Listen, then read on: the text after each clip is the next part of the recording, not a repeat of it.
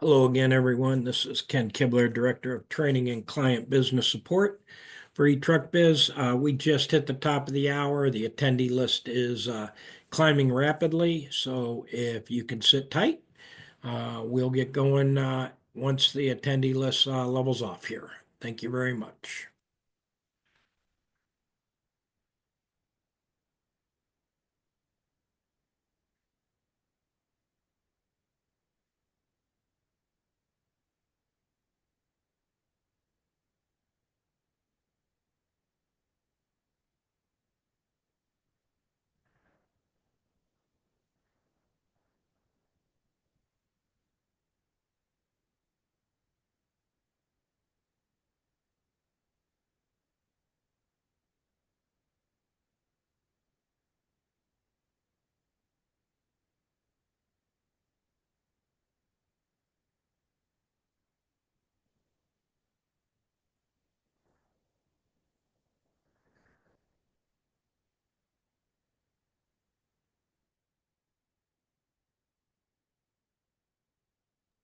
All right, looks like the attendee list has leveled off, so I want to thank everybody for joining us today.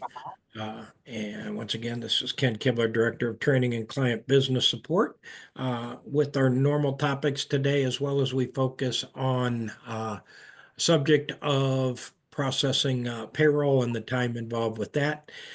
As always, please put your questions in either the chat or the Q&A so we can get to those at the end. And without further ado, I'll turn this over to Jeff. As always, thank you for coming. And as always, I need to let you know that eTruckBiz is not endorsed, sponsored, approved, or otherwise affiliated with FedEx Corporation. Okay, every week we start out with the volume trends. And pickup stops keep going down the mountain. That's not so cool. Packages on the vans, picked up packages on the vans going down a little bit still. And then pickup stops per dispatch. That's not good. On the delivery side, okay, looks like we picked up a little bit on the delivery side. That's good. Getting back to the trend line. Packages kind of holding in there. So, okay. Good and bad, right? Let's look at the productivity. We always do that. Or can we demonstrate proficiency or something else we're going to talk about here in a second? The FedEx, it's in your contract now, just so you know, those of you that have optimized CSAs, and many of you will here pretty soon. So routes dispatched went up a little bit. And so look at that stops per dispatch, still hanging out under the trend line. That's not good. So why so many dispatches here? I want to ask a question. How many stops per dispatch do you have out there today? Who's monitoring it? Do you know? Do you know your easy number? Your easy number, just so you know, is the average number of stops per dispatch you need to achieve your financial plan. Do you have a financial plan? Dashboard of eTruckBiz, there's your easy number.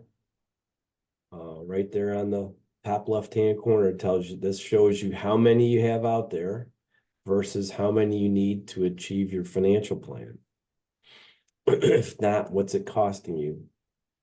Does FedEx calculate your easy number for you? No, they don't. Do they care?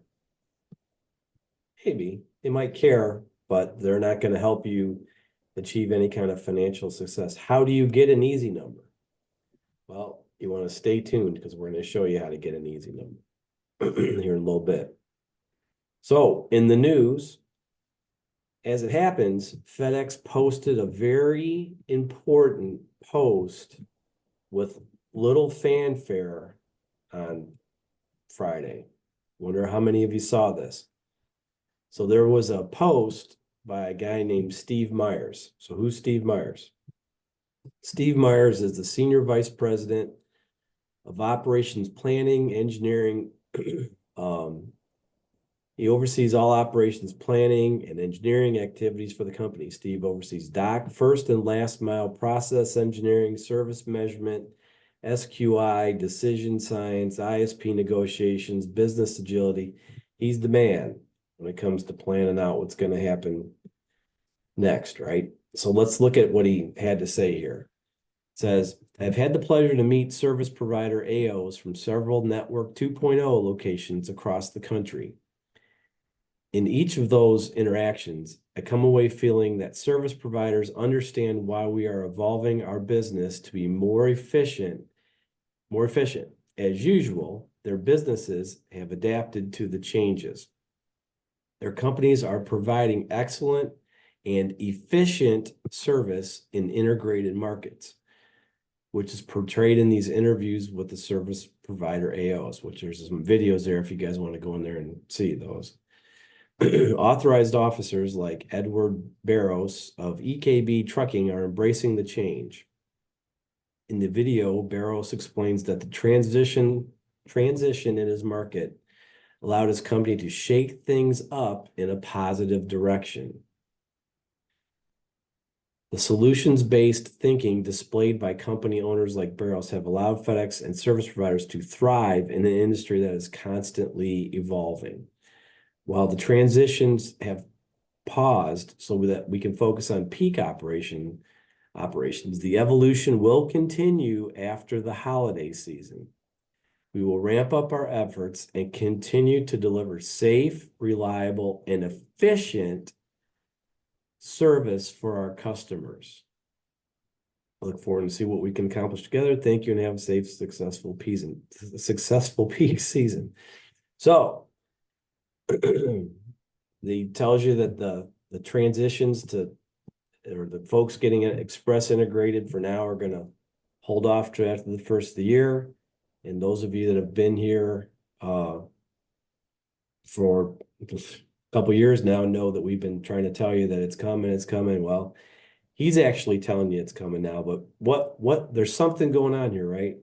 He used the word efficient 3 times. That's not an accident, folks. Those of you that speak FedEx know, well, let's look at the next slide here. Those of you that speak FedEx know that they didn't do this by accident. This article didn't come out right now just for fun because Mr. Steve wanted to tell everybody have a good peak. That's not what this came out for. And he used the word efficient 3 times on purpose. So we got to understand what this means. And most of you know, we tell you like it is because FedEx won't, because they don't want to raise conflict and get everybody all fired up. They can't do that. They're not going to do that. But we can. That's what we do. We're just telling you like it is. And like we just said, this post was no mistake. This is their way. Okay, this is important. This is their way of telling you that you have unused driver hours and unused cubic capacity on your trucks. Well, they didn't say that, Jeff. That's not how they do it. They do it like they just did it. Code words. Yeah, this is what they're telling you. And they're telling you that they're not going to pay more to contractors while they think you have capacity to handle the express volume that's coming your way. What they're trying to tell you is by running a more efficient operation, you can handle that. And running a more efficient operation is going to improve your bottom lines, right?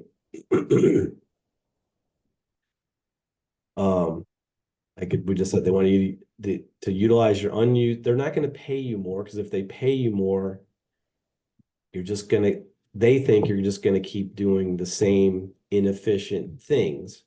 So there's no reason to pay you more while you can just fill up the capacity that you have.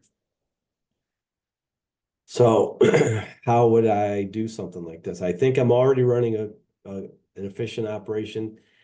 Quite honestly, I'm going to show you here something here in a little bit. We've had some folks come to our standard budget and financial planning sessions where there are a few of you that, and you might even be on this call here, that are doing pretty good as far as running an efficient operation. Unfortunately, it's the folks that need to come to these sessions that need the help.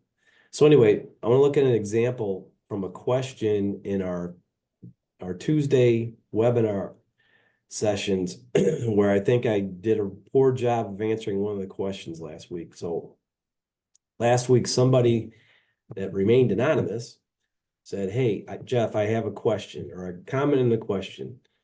Wouldn't all of the revenue producing activities that you listed earlier be more activities completed by BCs, not AOs? I would have to disagree with you on payroll. I find that completing payroll is an easy task that AOs can take over.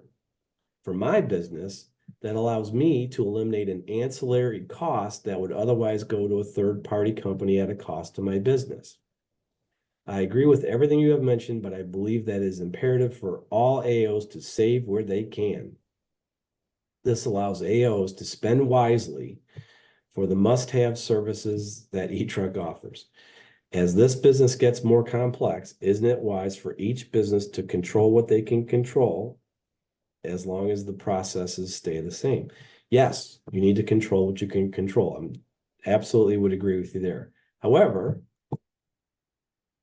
I would disagree that payroll is an easy task. It's actually a pretty complicated task where you need knowledge of local, state, and federal payroll laws. And additionally, you got to understand how the DOT rules affect how you pay folks in the space. And then FedEx has their own twist on the whole thing. It's not something that's really that easy. The payroll involves making sure that you're doing child support garnishments, notices of state, federal, local government agencies, wage verifications, benefit deductions, time off, record keeping.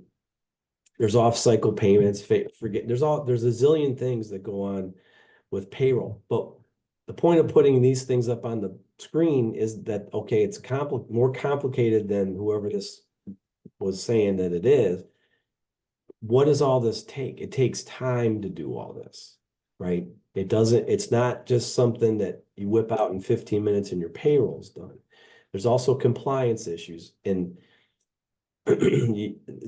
there's hours worked issues. Did somebody punch in and punch out? If you're paying them by the hour, they're supposed to punch out and punch out in any event. Overtime calculations, all kinds of things that need to happen with payroll. It's not an necessarily an ancillary cost. It's something that's crucial to your business. But the thing about payroll, well, another thing about it is it's so important to FedEx that they conduct payroll audits of their contractors to make sure they're paying their drivers in a compliant manner. Why do they do this? Well, if you look here, this is August 16th, as late as August 16th, 15,000 FedEx drivers filed class action over overtime wages. Five recent FedEx class action lawsuits accuse the logistics company of failing to, I guess it's cut off here. It says pay overtime pay they earn. Law 360 reports about 15,000 drivers took legal action against FedEx Ground. Are they suing contractors for overtime?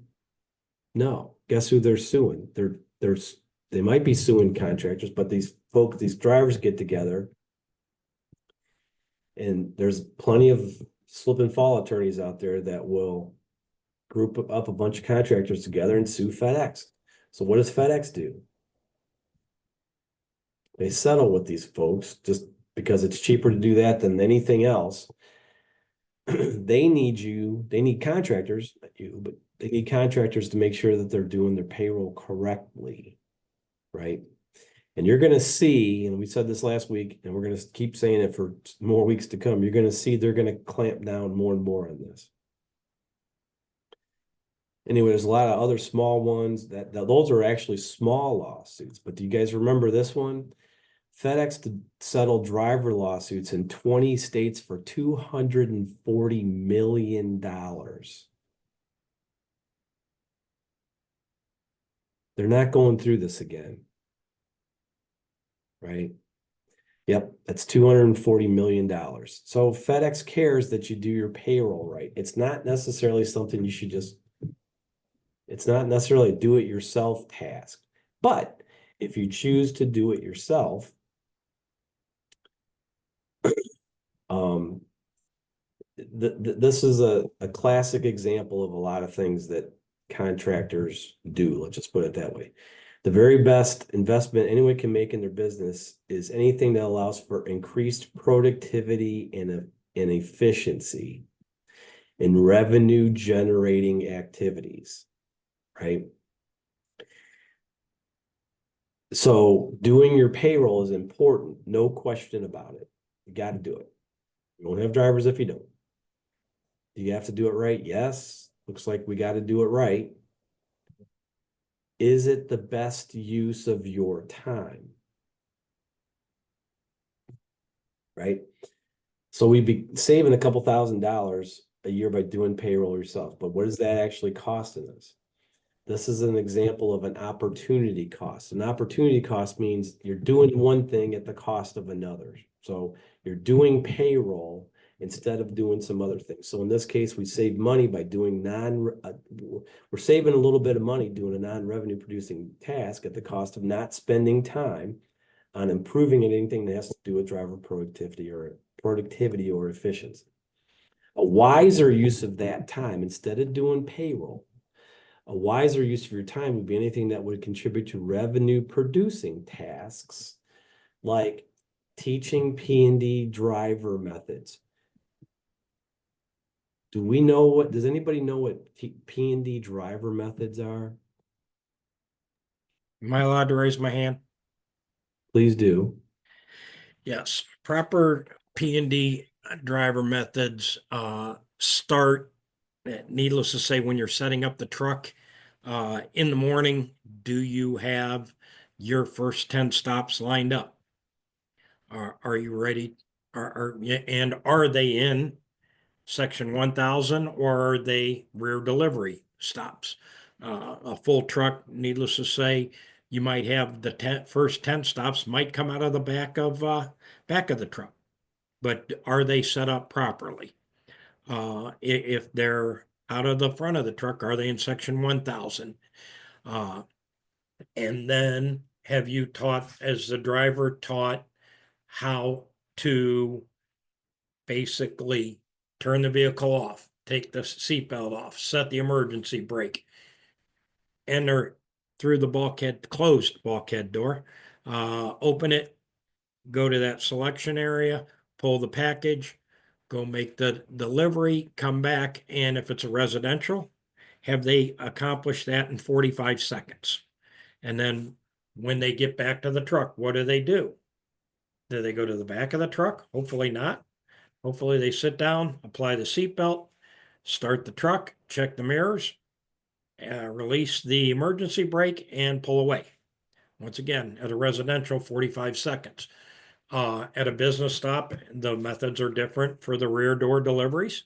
Once again, if you've got bulk on that truck, the first 10 deliveries might come out of the back of the truck.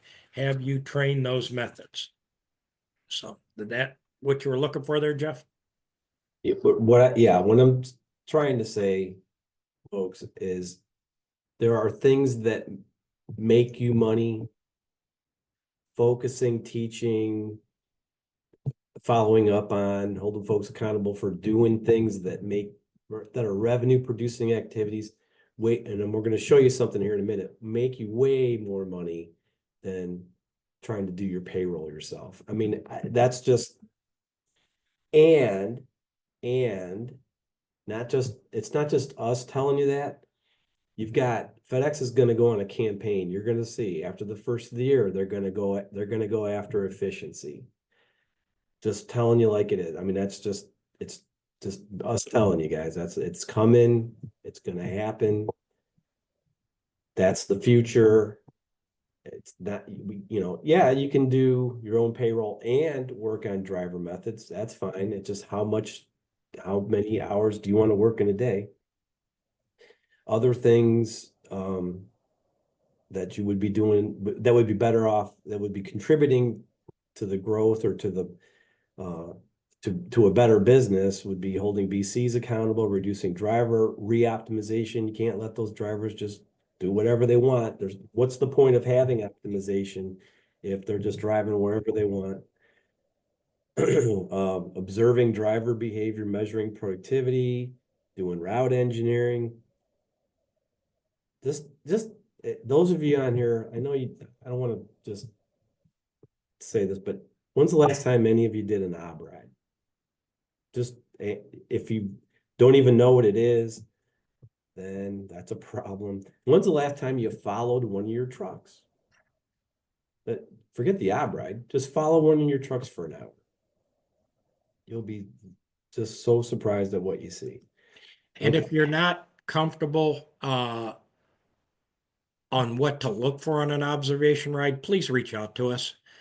I can definitely give you a form of things that you want to look for, or you want your BC to look for on an observation ride. But I'm telling you, extremely valuable what you'll learn out there.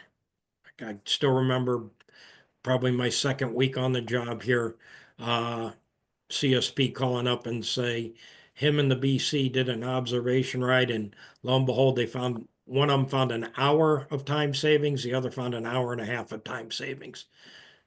So, and that's 8 years ago. So hey Jeff, yeah, real quick, too. What are you guys seeing? With the new AI vetter, what's the difference you seeing now? How much more work has that become for you? And what are you seeing now with the rolling stops and the seat belts and everything else? This is a good thing. It's a real pain in the butt, but this is a good thing because we've got to change the behavior. That's what it's all about. If we can make sure that our drivers are getting home safely, then that's a good thing.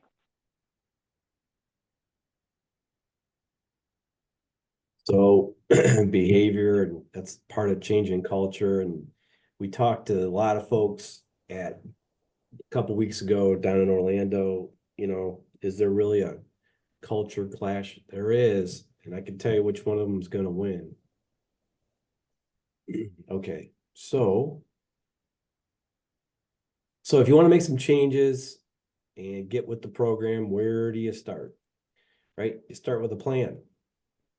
And let's show you. So if we did some things and we improved driver productivity, let's just call it that for now, driver productivity and efficiency. Let me see if I can get it there. We got to start with a plan. How do we start with a plan? Those of you that have been through some of our sessions, and by the way, you can get this done for you. We'll show you how to do that here in a second, but we'd want to go through looking at a different, let me get to the plan here. We can show you based on your operation what FedEx thinks you should be spending on all your different categories like wages, fuel, maintenance, insurance, all these different things, your general administrative expenses, come up with what your bottom line should be. And then come up with your easy number based on how much money you want to make and how much debt service you have. This is a whole thing here too. Just going through this real fast. And then you come up with your expense plan. Now, how many of you have this? If you don't have this, please, we're giving this to you free. You got to work off a plan, right? You can't just try to, well, I'm going to put many trucks out there and see what happens, and FedEx sucks and everything else. No. We need a plan for what we're going to do. We can help you work through a plan and help you get to a planned easy number. This is how you get there. That's how you know what it's going to take for you finally break even and make some money in your operation. Now, going through this with some folks, I'm surprised. There are some folks that are killing it. And yet, guess why? Because when we go through this exercise with them, they already know. They already know how much they're spending on certain things, or they know they're over or under on certain things, but they know. But there's other folks that have no idea. So we need to start with a plan. But here's really what I wanted to get to. So in this particular operation, the owner's benefit is, now we can argue all day about this, but the owner's benefit on this particular operation is $306,000, right? That's how much somebody should be paying taxes on, if you want to put it that way at the end. But watch this. If we could get our drivers to let me ask you this before we start. Could you get your drivers? Do you think your drivers could deliver another one stop an hour? Most of you would say, well, I'm having whatever difficulties I am, but yes, I could probably get them to do one more stop an hour, or they're capable of it, or they're whatever. Okay, that's fine. Well, let's just look at a half a stop. In this case, a half a stop an hour in this particular operation is worth $65,000 a year. You spend that much on payroll? So if I'm doing my payroll myself because I'm saving money, and I'm saving myself $4,000, I don't know, whatever I'm saving on payroll, if I were to get the folks to do a half a stop more on average per hour, I would be $65,000 ahead. Let's just say it's a full stop. That's $126,000.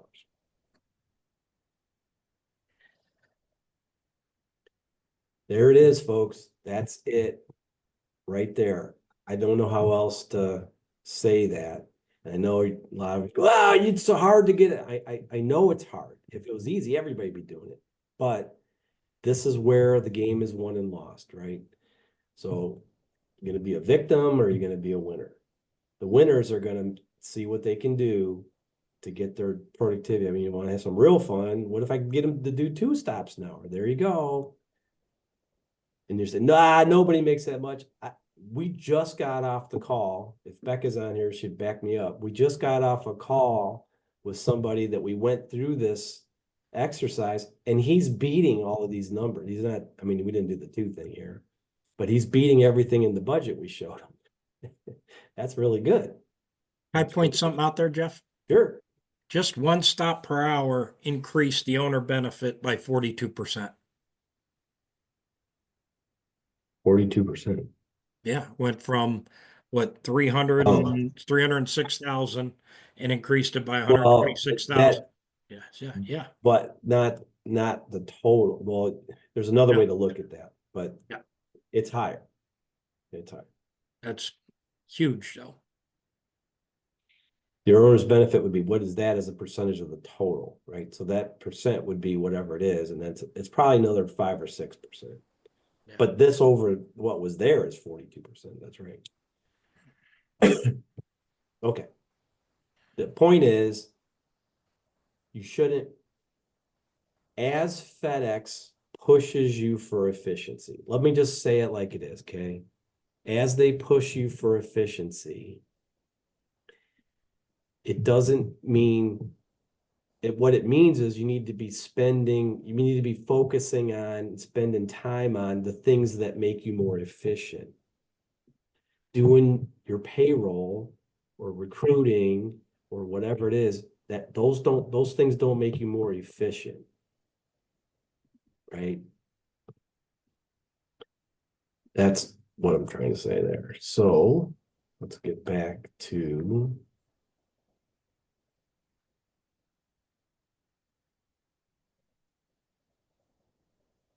anyway, we encourage you to sign up. We'll go through a budget building exercise with you so we can start with at least a financial plan, right? We do that. And then we would want to show you these things. These things will help you become more efficient, because if you take the time, instead of doing, let's go through these. Instead of doing all of these things, this program in particular will help you increase your efficiency. But you can't do these things unless somebody's taking care of these things for you, right? So let's just get to the end here. If you want to get your a budget going, or we'll walk you through the budget process, show you what a standard budget at what FedEx thinks you should be spending in your particular CSA, a financial, an expense plan, and of course your easy number. We can do that. Just make an appointment with Becca and we'll do it for you. So let's see if we got any questions there. Ken. We do not have any questions as of now. Just to reiterate, 3 times in one little email or one little blurb, FedEx talked about efficiency. That's where it's coming down to. There's no doubt about it.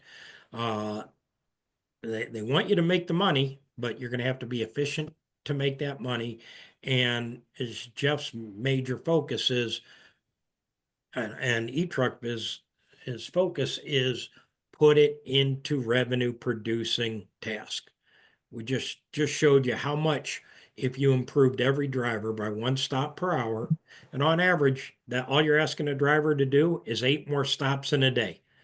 And because quite frankly, not many CSPs average 8 hours on road, but you're gonna, if they are on road 8 hours, you're gonna ask them to do 8 more stops. And it's going to make you significantly more money than you could ever make by saving your way. You don't save your way to profitability. You engineer and make yourself efficient to profitability. So, Bob, anything? I know Bob earlier mentioned Veeder. Once again, more tasks, more time on your hands. That time's got to come from somewhere. Yes, we can help you with that as well, but that is time consuming. It's also good for you to be involved with Veeder, but we definitely love to help you with that. But nobody can make your drivers more efficient other than you and the BC. So, Bob, anything to add? That, and if we're helping you with the Veeder and other things, you've got more time to work in the sandbox in the DRO, get those routes right, or reach out to us and we'll help you get them right. But there's so many little things that can help, but they're some of them can be time consuming. Yep. And if they're not making you money, then hand that stuff off. Yep. And it'll help you in the long run. Yep. And it's going to start with a plan, knowing that easy number. I always say efficiency equals easy. The easy number for your manager knows that they've got to hit that operation every day, and if they do that, you will be profitable. And if you can't hit that easy number, then what do you got to do? You got to make your business more efficient, because FedEx isn't really going to give you, if they see you as inefficient, they're not going to give you more money. That's just the way it is. All right. Oh, we got a question. There we go. It says, in Orlando, final mile declared expectations for efficiency standard of 8.33 hours on road with minimal in terminal expectations. Also assumes 600 cubic feet on a P1000. This combination is so unrealistic. How do we truly engage with FedEx to get real about expectations? I'm willing to bend on either number, but we can't do both. If their preloads were perfect, yeah, you would have minimal time in the building. But what is realistic? An hour in the building. Quite frankly, if your drivers had a start time and they plan to be in there 45 minutes before dispatch, quite frankly, they could have that truck worked and set up for delivery, and then at the end of the day, 15 minutes for another post-trip inspection. So you'll have that. 600 cubic feet, that is a full truck. And by a full truck, they mean shelves and they mean aisleway. A full truck is not one that a driver can walk clearly straight down the aisle.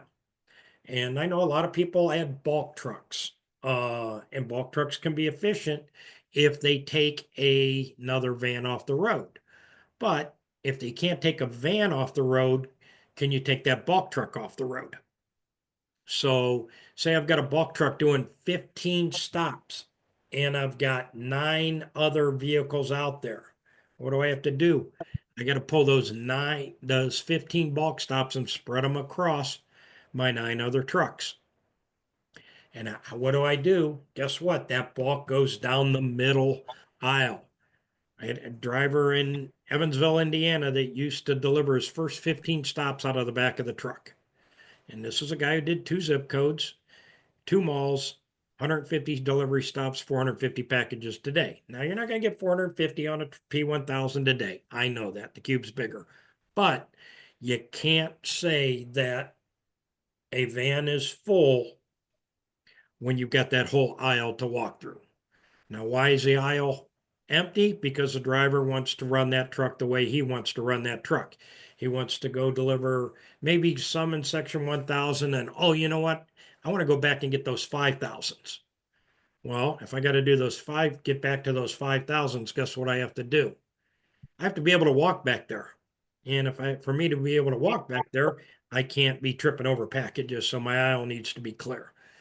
That 600 cube that they're saying is truly a full truck, and it does have the walkway blocked. So once again, those first few stops are probably going to come out of the back of the truck. Anything to add with that, Bob, on routing through the DRO with the bulk? No, really, just take a big look at your bulk trucks. Yeah, you may need them on Monday, but do you really need them on Tuesday, Wednesday, Thursday, Friday? Do you need them every day of the week? And how many stops, how many packages are in those bulk trucks? See a lot of bulk trucks with many packages on as a P1200, 300 boxes. All reality, realistically, should be 5 at 600. It used to be 700. Yeah. So take a look at that. Do you need them every day of the week? Yeah, bulk trucks can be a killer, just like the dreaded cleanup routes. It's like, hurts me to even say that. But can you eliminate a bulk truck by putting bulk back onto other vehicles? And can you distribute it by utilizing dynamic anchors to balance the bulk out? But remember, a full truck is that 600 cube. They're saying you're going to have packages in the aisle. No ifs, ands, or buts about it. Okay. So in 8.33 hours, we haven't seen, quite frankly, maybe 1 or 2 customers averaging that 8.3 hours on road. Is that probably the hardest? So, hey, Ken, Yeah. Since the show, we've done about, 40 or so of these analyses, and gone through this. The folks that are doing, I'm actually surprised. There are some folks that are doing very, very well. And the ones that are doing well compared to the budgets and whatnot that we're creating for them, they're the folks that have their drivers on there are folks out there that have their drivers on the road 8.33 or more hours a day. It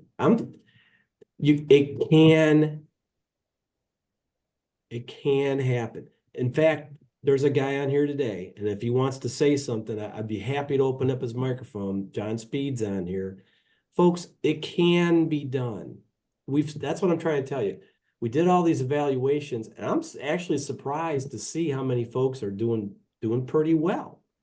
If for some reason every day, oh, it's always FedEx's fault, it's always this, I can't this, and I can't that, and this doesn't. It does work. I'm telling you. Don't listen to me. Mr. Speed, if you're on here, I would love to let you say something. I'm gonna open up your mic. Watch out. No, he might have dropped off. But Jeff, so you're saying there's a correlation with strong financial results and on-road hours by the drivers? I'm saying, I don't know if I can get him to talk. Mr. Speed, can you talk? I say it all the time. Showing his microphone there. It's on the. Good on now. afternoon. Hey, Mr. Speed, I was can in the you, other room. Sorry about that. a lot of times we hear folks say, well, I can't put anything more than 400 cube on a 1200 truck, whatever. Just all the excuses and reasons that they can't do it. Can you tell them that it could be done? I promise you it can be done. My team in Russellville runs 30% ahead of efficiencies, and we run over 8 hours per day. I think it's 8.5 on average on a week's time. So it can be done. Right. So if I got my drivers coming back at 2 o'clock in the afternoon and then I want to blame FedEx because I can't put any more in the truck or whatever the reason is. Who? I don't know what to tell folks. You just, I mean, you just, with driver training, it starts with driver training. Right. And so when drivers come in, we train them how to scan their own packages under their truck to make sure that all those packages are accounted for. That makes it so at the end of the day they don't have a small pile of boxes, looking at them if they've got to go back through their route for.